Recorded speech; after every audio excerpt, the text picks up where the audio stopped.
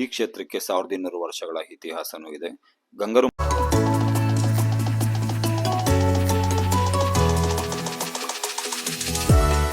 ಚೆನ್ನಾಗಾಯ್ತು. ಚೆನ್ನಾಗಿದ್ರು ಬೇಗ ಮುಗಿಸ್ಕೊಂಡು ಬಂದ್ರಿ. ಇವಾಗ ಜನ ಜಾಸ್ತಿ ಆಗ್ತಾ ಇದ್ದಾರೆ, ನಾವು ಬರೋದಕ್ಕೆ ಅಷ್ಟು ಜನ ಇರಲಿಲ್ಲ. Hey guys, welcome back to our channel Madhu Sushmita vlogs. ಎಲ್ಲರಿಗೂ ಮಹಾಶಿವರಾತ್ರಿ ಹಬ್ಬದ ಶುಭಾಶಯಗಳು.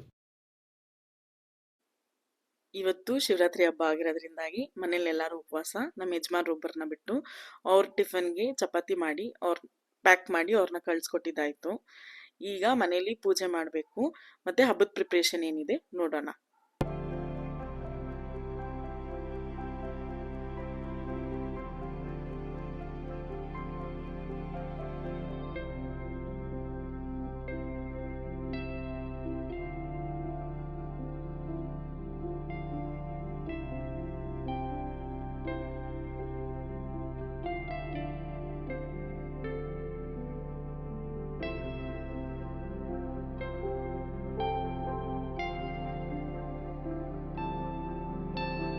Hello guys, good evening.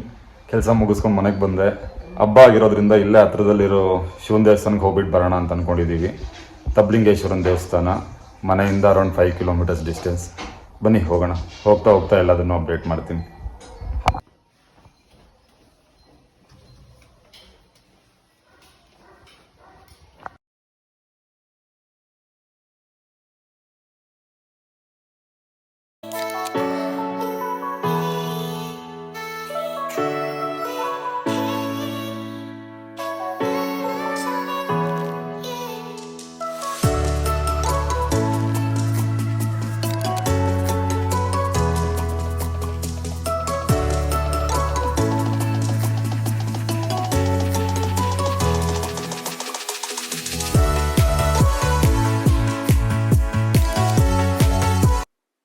ದೇವಸ್ಥಾನ ಹತ್ರ ಬಂದ್ವಿ.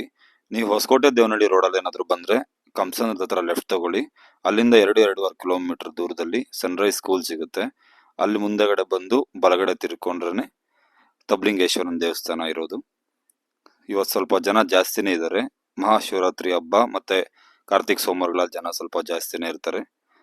ಬನ್ನಿ, ಕಾರ್ ನಿಲ್ಲಿಸ್ಬಿಟ್ಟು ದೇವಸ್ಥಾನದ ಕಡೆ ಹೊರಡೋಣ.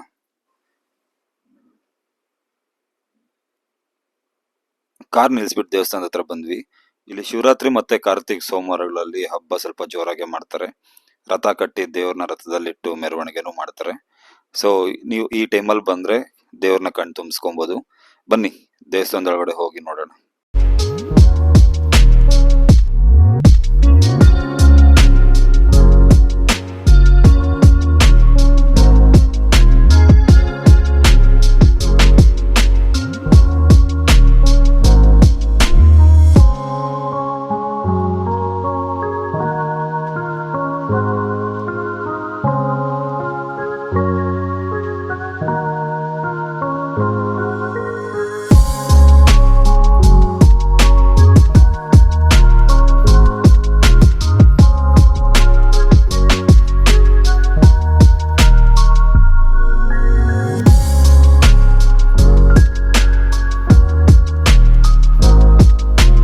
ಈ ಕ್ಷೇತ್ರಕ್ಕೆ 1200 ವರ್ಷಗಳ ಇತಿಹಾಸನೂ ಇದೆ.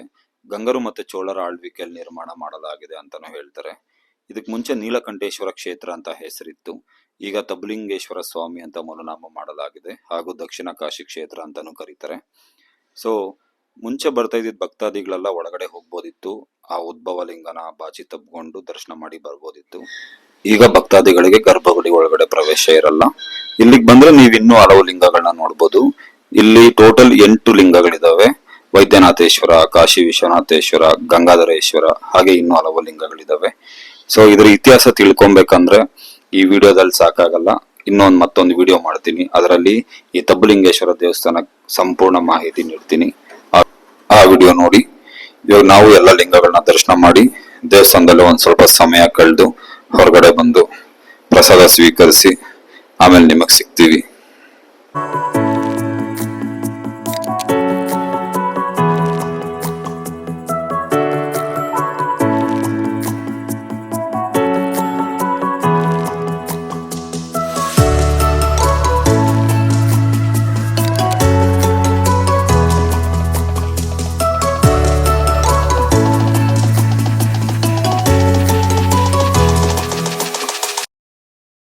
ಹೇಗಾಯ್ತು ದರ್ಶನ?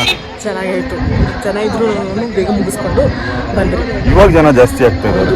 ನಾವು ಬರೋದಕ್ಕೆ ಅಷ್ಟು ಜನ ಇರಲಿಲ್ಲ. ಜನ ಇದ್ರು, ಅದೇ ಬೇಗ ಬೇಗ ಜನ ದರ್ಶನ ಜಾಸ್ತಿ ಆಯ್ತು. ಆಗ್ತಾ ಇದ್ದಾರೆ. ಓಕೆ ಗೈಸ್, ದರ್ಶನ ಮುಗೀತು. ಇವಾಗ ಮನೆ ಕಡೆ ಹೊರಡ್ತೀವಿ. ಈ ವಿಡಿಯೋ ನಿಮ್ಗೆ ಇಷ್ಟ ಆಗಿದ್ರೆ like, share, comment and subscribe ಮಾಡಿ. ಹಾಗೆ ನಿಮ್ಮ ಫ್ಯಾಮಿಲಿ ಫ್ರೆಂಡ್ಸ್ಗೆಲ್ಲ ಶೇರ್ ಮಾಡಿ. ನೆಕ್ಸ್ಟ್ ವಿಡಿಯೋದಲ್ಲಿ ಒಳ್ಳೆ ಕಂಟೆಂಟ್ ಜೊತೆ ಸಿಗ್ತೀನಿ.